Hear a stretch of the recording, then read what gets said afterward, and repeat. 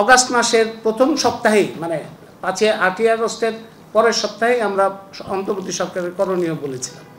সেগুলির মধ্যে কিন্তু এই কথাগুলো পরিষ্কারভাবে ছিল যে শেখ হাসিনা আমলে দুর্নীতি, কমিশনভোগী, দেশ বিরোধী, প্রাণ প্রকৃতি বিনাশী যে সমস্ত চুক্তি করা হয়েছে, যে সমস্ত প্রকল্প আছে, সেগুলি প্রকাশ করতে হবে এবং যেগুলি দেশের জন্য খুবই ক্ষতিকর সেগুলি বাতিল করার পথ তৈরি করতে হবে। অন্তর্বর্তী সরকারের এই কম সময়ে সব কিছু করতে পারবে না, কিন্তু পথটা তো তৈরি করতে পারবে তারা। পথটা তো তৈরি করা তাদের দায়িত্ব। এই ডাইরেকশনটা তো পাল্টানোর, যে ধারায় চলছিল আগের সরকার, সেই ধারা থেকে ভিন্ন ধারা তৈরি করা তো তাদের একটা দায়িত্ব। সেই দায়িত্ব থেকে সরে এসে আমরা দেখতে পাচ্ছি ওই প্রকল্পগুলোই আবার অব্যাহত রাখার একটা চেষ্টা। বাংলাদেশে এই ডিপি ওয়ার্ল্ডের যে সেরা, পৃথিবী সেরা, মোহাম্মদ ইউনূস যেটা বলছেন, এই পৃথিবী সেরা তো নিশ্চয়ই শেখ হাসিনার মাথায় ছিল। শেখ হাসিনাই তো নিয়ে এসেছিলেন ডিপি ওয়ার্ল্ডকে।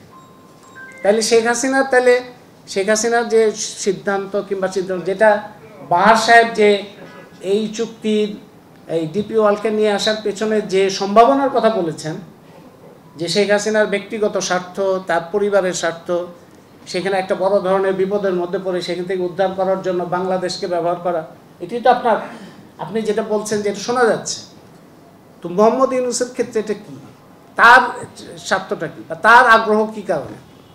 শেখ হাসিনার আগ্রহটা আমরা বুঝতে পারছি, যে শেখ হাসিনার সেই আগ্রহটা অব্যাহত রাখার জন্য মোহাম্মদ ইউনূস কেন চেষ্টা করছে, এইটার তো জবাব আমাদের পেতে হবে। এবং প্রত্যেকটা চুক্তি যা হবে, যা প্রকল্প হবে, সেইটা বিশদ বিবরণ জনগণের জানার অধিকার আছে।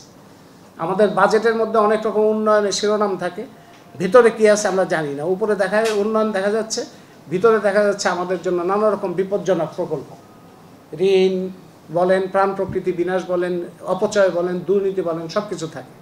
তো এই বিস্তারিত জানলে, জনগণ যদি বিস্তারিত জানতে পারে, তাহলে কিন্তু সরকারের পক্ষে দুর্নীতি, অপচয়, জাতীয় স্বার্থবিরোধী তৎপরতা চালানো সম্ভব হয় না বলেই তারা এই যে অস্বচ্ছতা রাখতে চায়, গোপনীয়তা রাখতে চায়। সেই চুক্তিগুলি প্রকাশ করার দাবিগুলোই আমরা করেছি। সংবিধানের কথা যেটা মাহমির্জা বললেন, যে বর্তমান সংবিধান সংস্কারের জন্য যে প্রস্তাব করা হয়েছে, সেখানে বলা হয়েছে যে এই সমস্ত চুক্তি সব বিস্তারিত আলোচনা এবং 2 কক্ষ ইত্যাদির মধ্যে যাবে। তো সেই পর্যায়ে আসার আগে কি তাড়াহুড়ো করে এই চুক্তিগুলি করতে হবে? এখন ওই ধারায়, সংবিধানের ওই ধারায় আরেকটা প্রতিষ্ঠানের কথাও যোগ করতে হবে, বিদেশি কোম্পানি, বিদেশি সরকার, এর সাথে সাথে আন্তর্জাতিক অর্থলগ্নিকারী প্রতিষ্ঠান, বিশ্ব ব্যাংক, IMF, ADBর মতো প্রতিষ্ঠান, তাদের সাথে যে সমস্ত চুক্তি হবে সেই সমস্ত চুক্তিও ব্যাপক আলোচনা এবং স্বচ্ছতার মাধ্যমে নিতে হবে। কারণ শুরুটা হয় এদের সাথে চুক্তি করে, বিশ্ব ব্যাংক, ADBর সাথে যে চুক্তি এবং তাদের মাধ্যমে যে সমস্ত নীতি নির্ধারণ, সেটাই হচ্ছে সূচনা। ওইটা হচ্ছে বাঘের আগে ফেও আসার মতো। RFL অডিটর, বাঁকা হয় না, ফাঁকা হয় না, আর ভাঙা এক কথায় অসম্ভব। ওইটা দিয়ে রাস্তাটা তৈরি হয়, তারপরে বহুজাতিক পুঁজি আসে, যেখানে অপচয়, দুর্নীতি এবং জাতীয় স্বার্থবিরোধী তৎপরতা থাকে। সুতরাং সংবিধান সংস্কারের এই ধারাটা যদি সরকারের কোনো আগ্রহ থাকতো, যেটা মাহা বলেছেন, আমিও একমত, সরকার যদি আদৌ এই ধরনের সংস্কারের প্রতি আগ্রহ থেকে থাকতো, তাহলে তো এটার প্রতি সম্মান রেখেই তো তার এই চুক্তির মধ্যে যাওয়াই উচিত হতো। তিনি বলছেন যে এই ডিপি ওয়ার্ল্ড যদি আসে, আমাদের তরুণরা সেখান থেকে প্রশিক্ষণ পাবে, প্রশিক্ষণ পেয়ে সারা পৃথিবী ঘুরে বেড়াবে। মানে হাস্যকর কথার একটা মাত্রা থাকা উচিত। তার মানে দক্ষতা বাড়াইতে গেলে তাহলে সিঙ্গাপুরের লোকজনের দক্ষতা কোত্থেকে আসছে? ওখানে তো ডিপি ওয়ার্ল্ড ছিল না। বা ডিপি ওয়ার্ল্ডের দক্ষতা কোত্থেকে আসছে? সেখানে তো আরেকটা ডিপি ওয়ার্ল্ড আসে নাই। তাদের সক্ষমতা, তাদের দক্ষতা কোত্থেকে আসলো? তারা এই যে কোন জাদু বলে তারা সক্ষমতা অর্জন করে সারা পৃথিবী ঘুরে বেড়াচ্ছেন, মোহাম্মদ ইউনূসের এই প্রকল্পের আগেই সারা পৃথিবী তারা ঘুরে বেড়াচ্ছেন, কোন জাদু বলে, কি, কোথায় তারা দক্ষতা পেলেন? এই সরকারের দায়িত্ব ছিল সেই পথটাকে অনুসন্ধান করা, যে জাতীয় সক্ষমতা বাড়ানোর জন্য কি কি পথ নিতে হবে। 10 মাসে আমরা এটার কোনো লক্ষণ দেখি নাই। যে আলোচনা হয়েছে সেই আলোচনার মধ্যে মূল কথাটা হচ্ছে যে কোনো চুক্তি হবে, যে কোনো ধরনের প্রকল্প নেওয়া হবে, সেটার সামগ্রিক তার যে বিস্তারিত সেটা জনগণকে জানাতে হবে। স্বচ্ছতা ছাড়া আমরা কোনো কিছুই গ্রহণ করতে রাজি না। যে আলোচনা বা যাই হোক না কেন, সেগুলি দেশি বিদেশি যাই হোক, সেগুলির স্বচ্ছতা আমাদের জনগণের সমস্ত বিস্তারিত জানতে হবে। মানে জনগণের জানতে হবে যে সেটা তার জন্য আদৌ কি? কেউ একজন বলে দিলেন তিনি হচ্ছেন দেবতা হিসেবে আছেন, তিনি যা বলবেন সেটি ঠিক হবে, এইরকম আমাদের এই জগতে এই পর্বে আমরা এখন নাই, পৃথিবীর মানুষ নাই, বাংলাদেশও নাই। এখন দেবতার কথা শোনার মতো পরিস্থিতি বা সামাজিক অবস্থা অনেক আগে পার হয়েছে, সেটা আমরা পার হয়েছি। এখন প্রত্যেকটা মানুষকেই তার দায়িত্ব নিয়ে তার স্বপ্ন দেখতে হবে, তার বিচার বিশ্লেষণের ক্ষমতাটা অর্জন করতে হবে। সুতরাং অস্বচ্ছতা, টেন্ডার নাই, মহান ব্যক্তি তিনি ঘোষণা দিলেন হয়ে গেল, এইটা একেবারেই কোনোভাবেই গ্রহণযোগ্য না, এটা আমরা প্রত্যাখ্যান করি।